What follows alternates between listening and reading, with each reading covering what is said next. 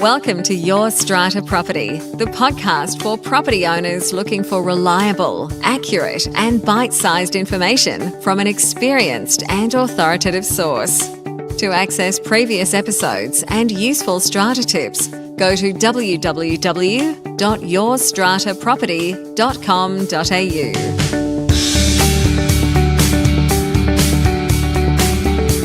Hello and welcome. I'm Amanda Farmer and this is Your Strata Property. Solo episode from me this week. I do this every now and then. It is lovely to be here with you today. I am today going to let you in on a little secret. I'm going to share with you the one thing that I say dramatically improves apartment living. One thing. Yes, only one thing. It's a big thing, but I say it is only one.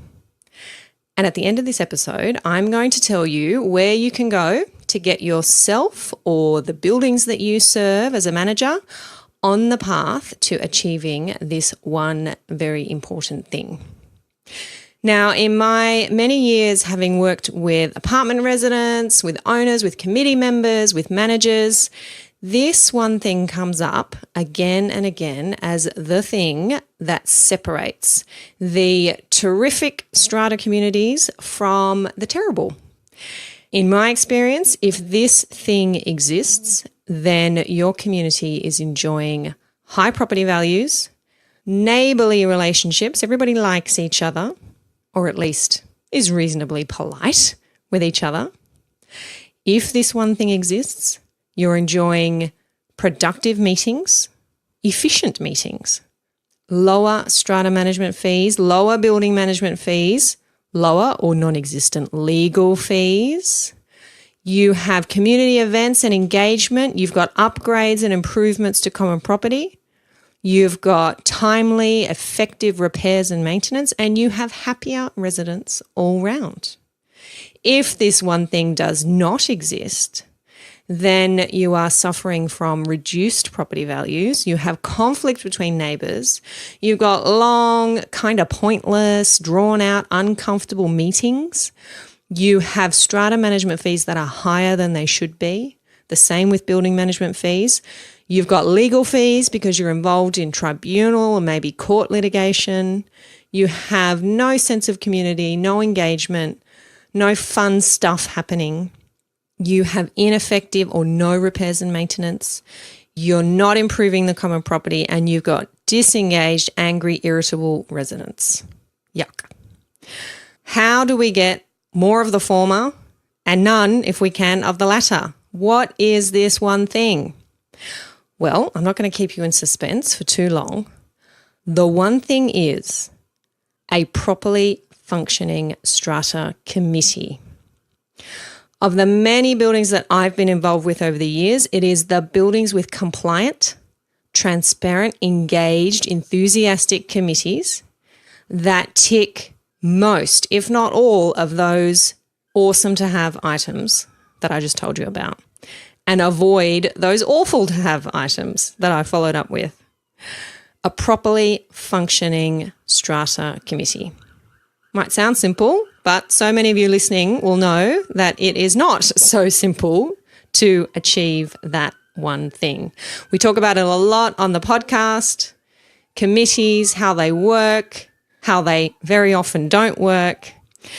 It takes an incredible amount of hard work, of commitment, of stamina, of skill to make a strata committee work well and to ensure that the committee is effectively serving the broader owners corporation. Now, when you consider the fact that the positions held by committee members are almost always, most often, volunteer unpaid positions, the idea of sitting on a committee begins to look less and less attractive to owners. But I truly believe, and it has been my experience, that with a great committee comes a great community, one that all residents love to live in, owners love to own in, and importantly, others want to buy into. So the impact of getting this one thing right reverberates deeply. So what makes a great strata committee? Well, the great committees that I've worked with, that I have watched from afar or that I've been part of all have at least some of the following 6 elements. Number 1, they conduct regular committee meetings, usually monthly, but that's subject to the size of the building. Larger buildings, maybe monthly, smaller or small, particularly small, less than 20 lots, might be meeting less regularly. Depends on what's going on around the building from time to time. But regular committee meetings are vital. Number 2, they have an awareness of their legal obligations. They understand that there are legal obligations, that there is a law to comply with, that there are procedures that must be complied with, and they actually do comply, both in their role as committee members, as office bearers, and also as an owners corporation. They recognise those duties, those legal duties to repair and maintain the common property, to maintain appropriate accounts, to comply with those often complex items that are set out in our legislation.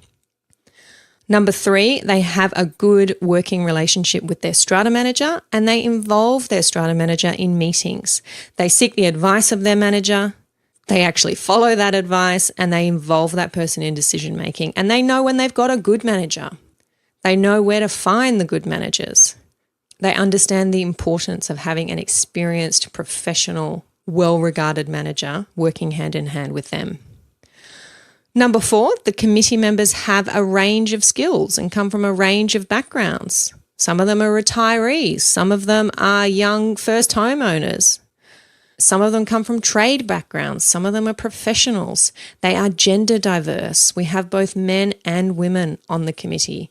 We're getting different points of view and creative ideas drawn from different experiences. Number 5, the majority of committee members are owner-occupiers. They are living in the building. They are very much invested in the way that the building runs day to day, the way that residents interact towards each other, because they are there experiencing that firsthand. They know when there's a problem because they see it with their own eyes. Residents tell them about it. Residents know who they are and they have a good relationship with other residents. And number 6, committee members understand the need to keep themselves up to date when it comes to the often changing, usually complex, legal and regulatory environment. They know what's going on in the strata sector. They know that through their strata manager and keeping that close relationship. They know that by having regular meetings, and they're actually doing their own bit to keep themselves educated, informed. They're reading those articles, they're listening to this podcast and understanding that the knowledge that they gain through that process is improving not only their experience of apartment living, but the experience of others around them. So the great committees that I've seen, that I've worked with, that I've been a part of, all have at least a few of those 6 elements. So you've decided that you want one. We really want one of these awesome strata committees.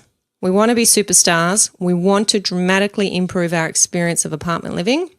What next? How do you get one?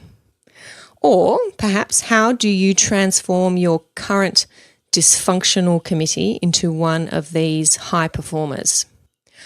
Maybe you're a manager and you think some of the committees that you're serving could do better. What steps can they be taking to improve? Well, I believe there are 2 key action items that any strata committee wanting to pick up its game needs to start with.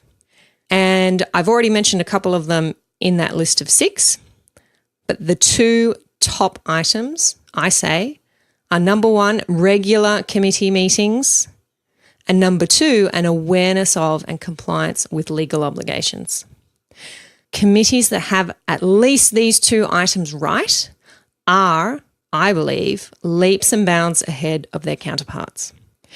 Now, although I've separated them out as 2 items, they actually go hand in hand. To know and to meet your legal obligations, strata committee members need to be meeting regularly. And strata committees that meet regularly have a forum in which to discuss, to commit to, and to comply with their legal obligations. So it's kind of a neat circle, the way I see it. I highly recommend that strata committee meetings are formal, They are held in person as much as possible, even though in New South Wales we do have the option to have committee meetings in writing. They must be held in compliance with Schedule 2 of the Strata Schemes Management Act, which sets out the meeting procedures for strata committees, and I'll include a link to that schedule in the show notes for this episode. Committees who get these two items right are well on their way to becoming the kind of high-functioning superstar committees that will dramatically improve the apartment living experience for every owner and resident in their community. I cannot overstate this. Now, I told you at the top of this episode that I would share with you the place you can go to get yourself or your building or the buildings that you serve as a strata manager on the path to achieving this one thing. And we now know the one thing is a properly functioning strata committee.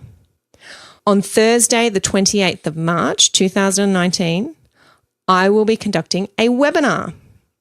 The webinar is all about, you guessed it, strata committees and how to ensure that your building has a great one. The webinar is at midday, Thursday the 28th of March. It will run for 1 hour. I will have you wrapped up by 1 p.m. and ready for lunch. It is a webinar, so it is online. If anybody has not experienced a webinar, never been involved in one, this is a fabulous place to start.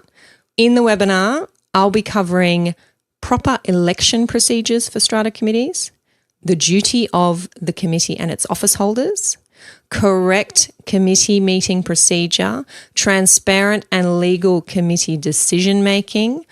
I'm going to be talking about how we achieve effective communication between the committee, owners, and the strata manager.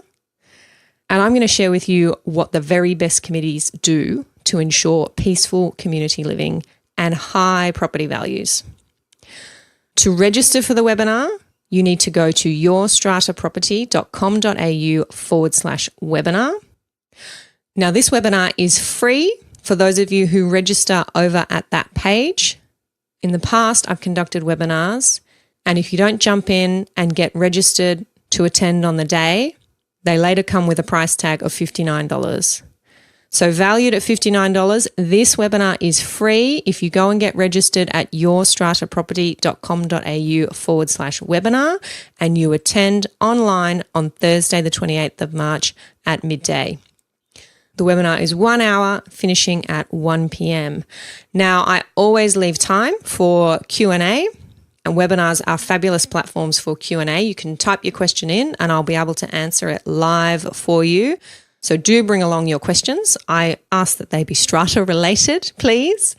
I will be there sharing my tips for how you can ensure a compliant, transparent, effective strata committee is at the helm of your strata building. So if you are sick of conflict between neighbours, you are exhausted by long, drawn-out, uncomfortable meetings, you are paying high strata management fees and not seeing anything in return, you're involved in tribunal or court litigation, you live in a building with no sense of community, no engagement in community activities, you are suffering from no repairs or maintenance or ineffective repairs or maintenance, then this is the webinar for you. I know that chronic problems can be resolved simply by tapping into the power of a properly functioning strata committee. And with just a little knowledge of the relevant legal tools and processes, you'll be taking confident steps to improving your strata committee or bringing a poorly performing committee into line. I'm going to share those tools and processes with you on this webinar. yourstrataproperty.com.au/webinar, and I look forward to seeing so many of you online with me on Thursday, the 28th of March at midday. Can't wait, guys. I shall catch you here next time. Thank you for listening to Your Strata Property, the podcast which consistently delivers to property owners reliable and accurate information about their strata property. You can access all the information below this episode via the show notes at www.yourstrataproperty.com.au. You can also ask questions in the comments section, which Amanda will answer in her upcoming episodes.